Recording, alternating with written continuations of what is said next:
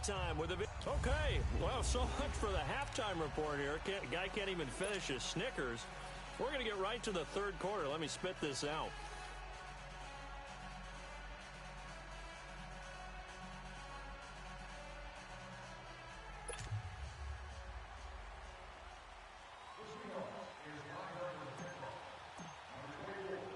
Both teams appear ready for the fight ahead, and we resume action here in quarter number 3.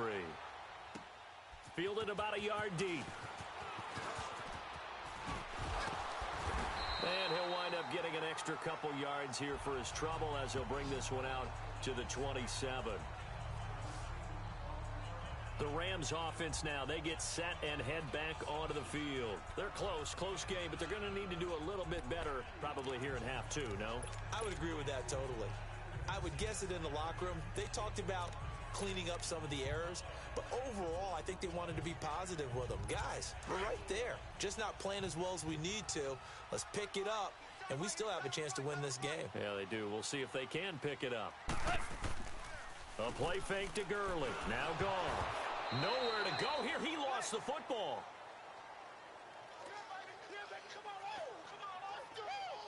On plays like this where the ball comes free, it's often unusual for the team that lost it to get it back.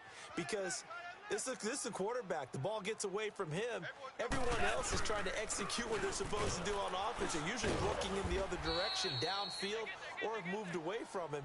In this case, though, a teammate is able to come up with the ball. He'll get 3, but it leaves him with a big hole here on 3rd and very long. Tough first half for him, unable to put up the numbers he's used to producing. But with a guy like him, you and I both know it just takes a couple of explosive touches for him to make an impact on this game and on the stat sheet as well. 5 yards that time out of the scramble, but now they're looking at a 4th down situation. And they had an extra defensive back on the field on that play, and the coverage was excellent. He tried to pull it down and run for it, but they rallied to him and kept him short of a first down.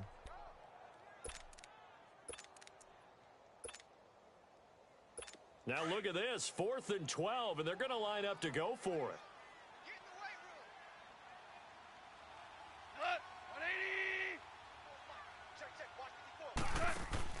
They are going for it. Goff. And he's going to be taken down. Goff is sacked. Boy, a real head-scratcher there. And now possession's going to go over with a football at the 20-yard line. I don't know why you would do that. It's almost guaranteed points the other way. I mean, I get it if it's a late game.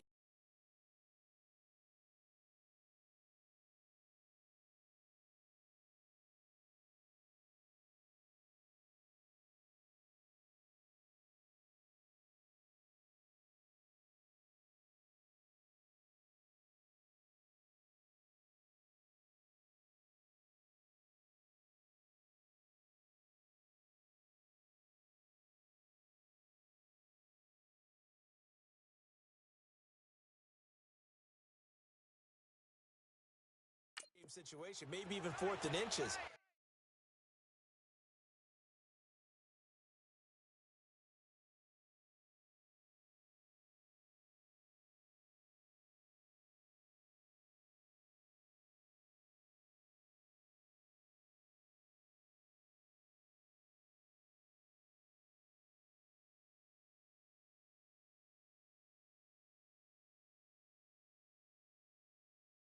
But boy, that's a huge risk to take.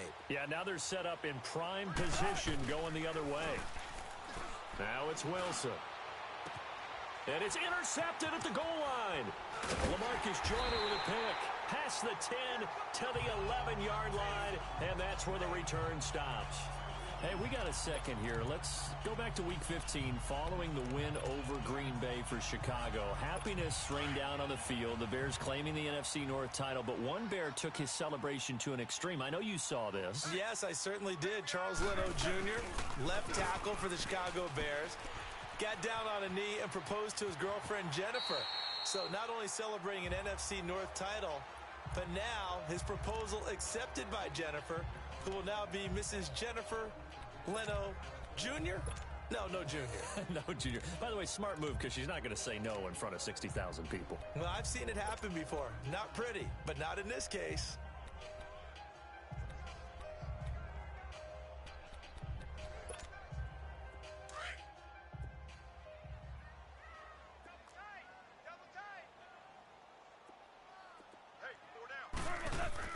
Here's Goff now on second down.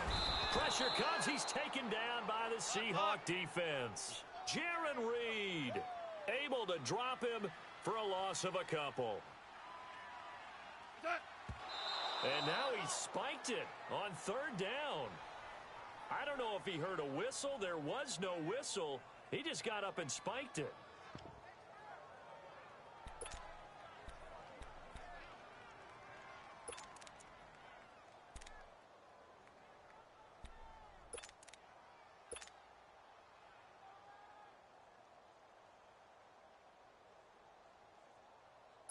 Goff and his guys not coming off the field. They're going for this. Black 20. In your face.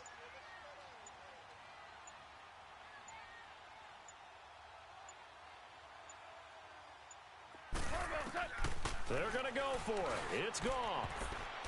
And this is going to be incomplete. Boy, a curious decision to go for it. Doesn't pan out. And now possession will go over inside the 15-yard line.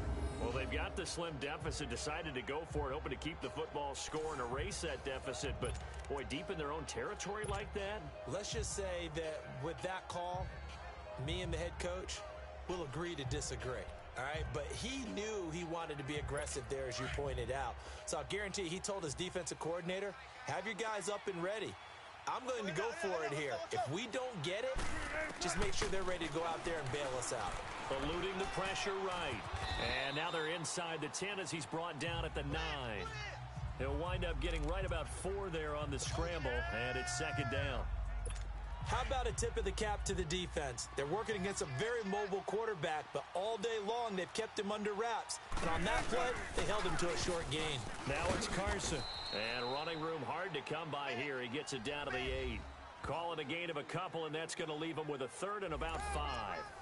In the first half, he was held in check on the ground, but despite that lack of production, they still have the lead. And they've got to feel fortunate about that. If they could actually get production from their lead horse, that would help open up this offense and widen this margin, too. On third down, it's Carson. And this play doesn't go anywhere. Backwards, losing yardage to the 11. It's a loss of a full 3 yards, and it brings up fourth down. To say they've kept him under wraps running the football, that's an understatement. He's been completely neutralized. Yeah, they've essentially taken him out of the game, haven't they? And you know all the teams say, we're not going to let him beat us. Well, that's exactly what's happened here. They've lived up to that.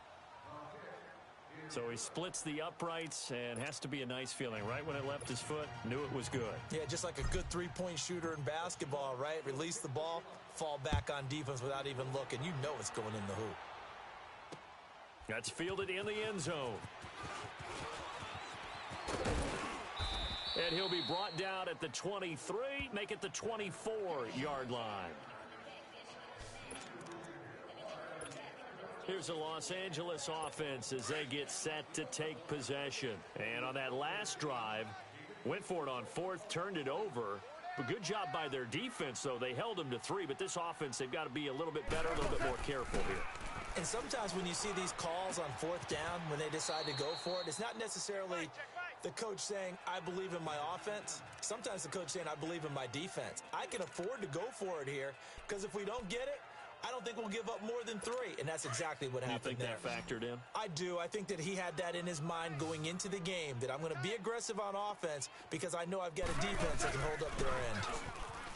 Here's Goff.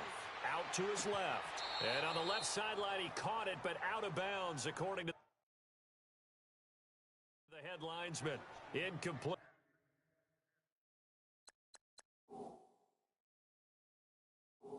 So the ball a little late getting there, and it's third down. You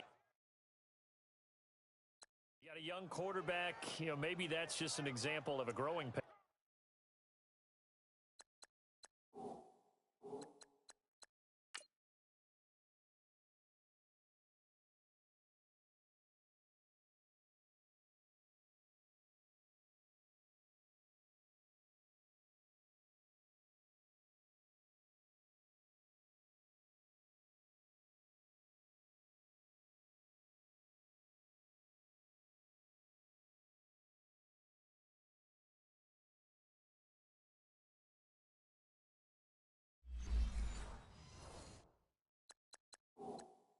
for him. I think you're right about that, because when the game starts to move fast and it moves quickly on him, a lot of times they fall back on what they know best, their arm. He's slinging it on this one. Had a wide open target, but didn't have the proper footwork to increase his accuracy.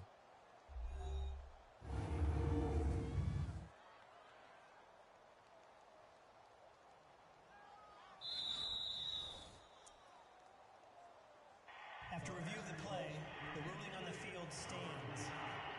Well, he challenged the play. It did not pay off. And that means he lost a timeout in that challenge. And as a coach, you hate that. Don't know if you took the advice of the player, you threw it yourself, but it didn't go your way. At the end of the day, it all comes back to the head coach. He has the final determination on whether to actually challenge the play or not. In this case, it didn't pay off for him. And that's got to be so heartbreaking. You throw that flag, you probably feel really confident, and then all of a sudden, boom, you lose the challenge. Yeah, when you take a look at it, you're throwing that flag because you believe you're going to be right. And when it comes back the other way, you have to regroup. He got 29 yards that time. For many teams, the evaluation of tight ends has really changed. We used to wonder about how they would block first and foremost. Now we want to know how these guys can run, because we envision them in offenses catch the ball. How much yardage can they gain after that? And that on display there for a good pickup.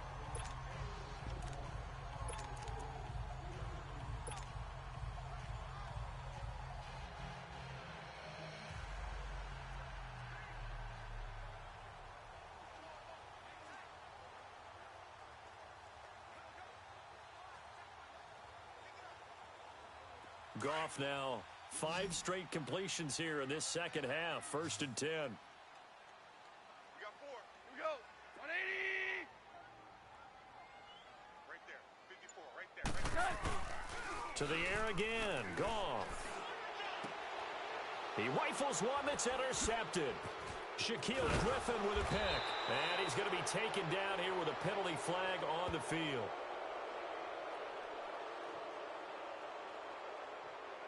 Holding. Defense.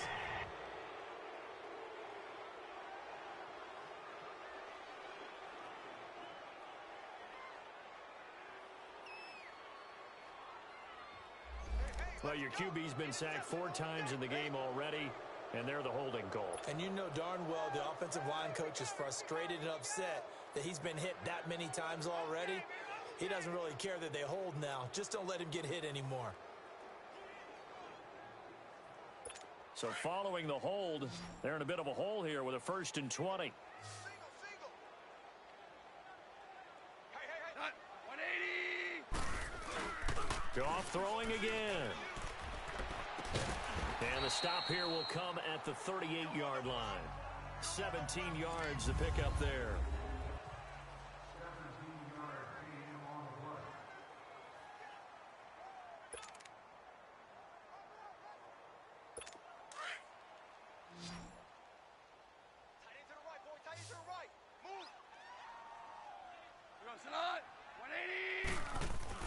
Here's Goff.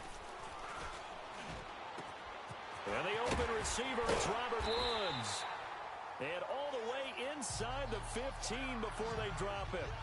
That one goes for 24 yards. Not only have they completed a couple on this drive, but they peeled off some pretty good chunks of yardage, too. Absolutely great start. 2 nice plays in the pass game. Now can they continue to feed off that?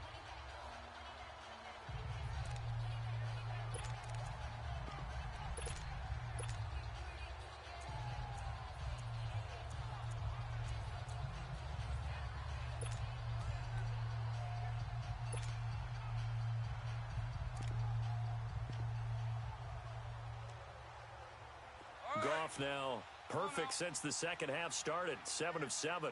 It's 1st and 10. 4 down. Alert. Cut. 120. From the red zone now, Goff. And this is caught. A spectacular one-handed grab there. And he's going to be brought down just shy of the 5 at the 6. A good pickup there. 8 yards on the first down completion. What a catch, and one-handed, and I'm starting to lose my awe about the play, and maybe I shouldn't.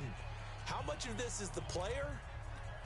How much of it is the glove? Well, those gloves, they do have a little grip to them, They don't get that they? little extra tackiness to them now, and I know the guys in the NFL, the competition committee, some other places, they're talking about examining those gloves to see if they're having too much of an effect on the game.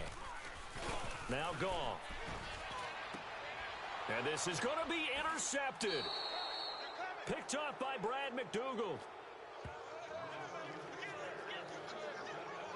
Partner, we always talk about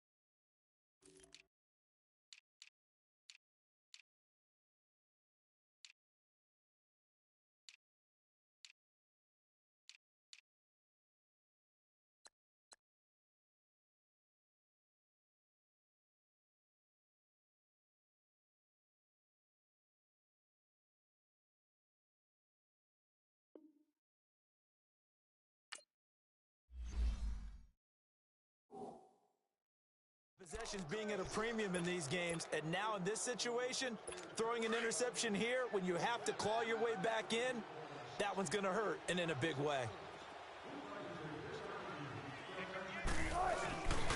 After the interception, here's Wilson. He couldn't quite hold it. Got hit. Ball pops out. Incomplete. The beauty of being able to play a zone defense when you can sit back and see the ball coming out of the quarterback's hands, guess what? Creates a lot of confusion, kind of a muddle in the middle of the field where you can go make a play on the football. 2nd and 10 now. Wilson forced out to his left. And he can't find a receiver, and he's brought down. Mark Barron able to run him down for a loss of a yard. No doubt that's a very good play defensively right there, because you've always got to be aware that he can take off and make a big play with his legs. How about the way they were able to contain him? That also tells me the coverage was excellent downfield. He lets it fly, and that's caught inside the 35. And he takes it all the way down to the 3. They're able to convert on 3rd down, and that sets up a 1st and goal. In our pregame meeting, all they talked about was keeping him hemmed in and wanting him to make his throws from the pocket, because they knew he was pretty dangerous if he got outside, and he just showed it right there. Pretty good arm, too.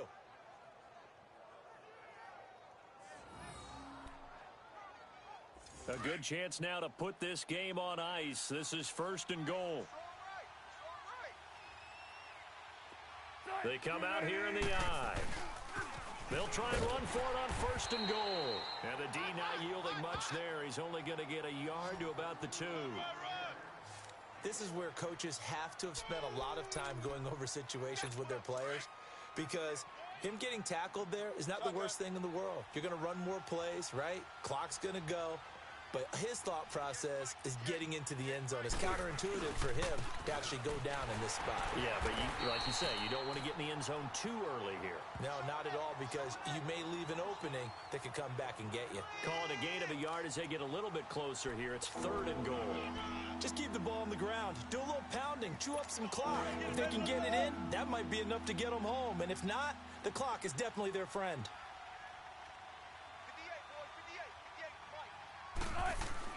On 3rd and goal, Wilson staying on his feet, dancing to his left.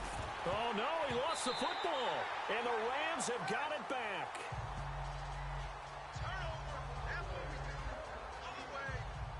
Partner, that one looked like it was over. I mean, they had control, had the football, and the defense had to make a play in order to keep them in the game. That's exactly what they did. And now that door ajar, 2-score game, so hold on here, not done in the 4th. After review of the play, the ruling on the field is reversed. So on 4th down, out trots the kicker in a big spot here. Time for a break. We're back After to review of the finish play, this one off. the ruling on the after field this. is reversed. So it's Seahawk football as we march toward a conclusion. They come up on a 4th and goal as they look to finish this one off. Let's go. They're going on 4th down. It's Wilson. And intercepted. Maybe the turning point they need. John Johnson with the INT.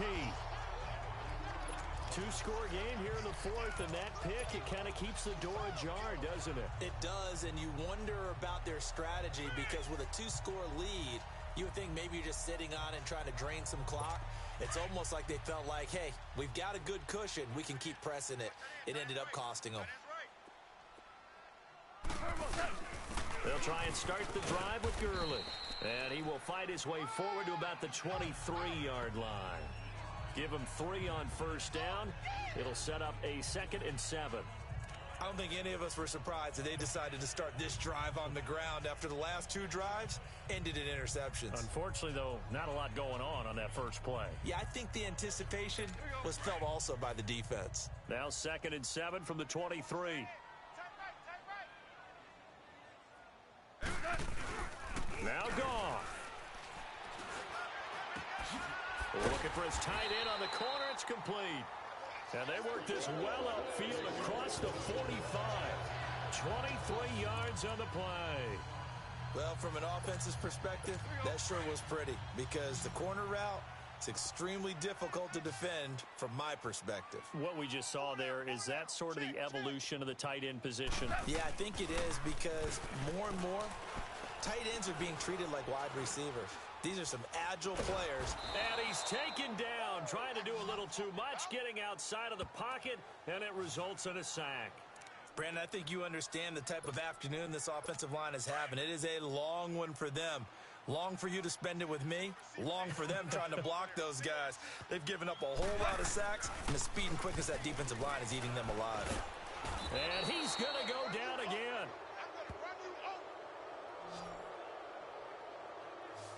Okay, let's go back a little bit and see if my schooling comes to the front. What's that old saying? Those who forget the lessons of history are doomed to repeat them. That's the same guy who's gotten back-to-back sacks. I think a double team may be in order. Now it's gone. And that is incomplete. So 17 seconds now on the clock here. Give credit to K.J. Wright. He was disrupting defensively. Not only was the call spot on, how about the execution of that defense right there? The zone was absolutely locked up tight. He was trying to force it in there on 3rd down. But if there's a time to force it, he felt like he needed to make a play, right? Yeah, exactly right. 3rd down, you got to try and find something.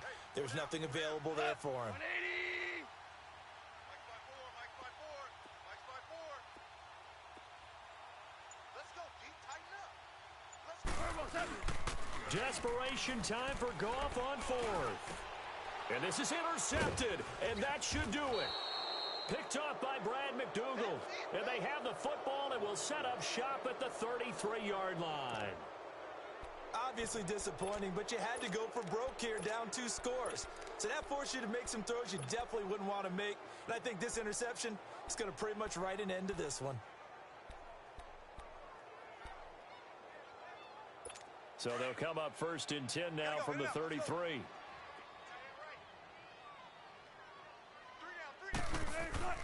Wilson wants to throw it. Nowhere to turn here, and he's going to go down. Back at about the 37-yard line. Aaron Donald.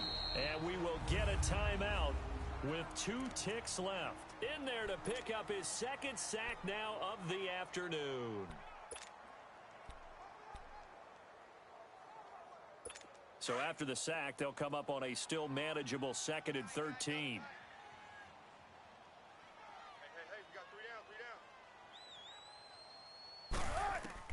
Here's Wilson. Oh, no, he lost the football. And the Rams have got it back. Well, Charles, it's great to win at home in the NFL. When you win on the road, it's a little extra special, isn't it? It is because, let's face it, in most cases, you're not expected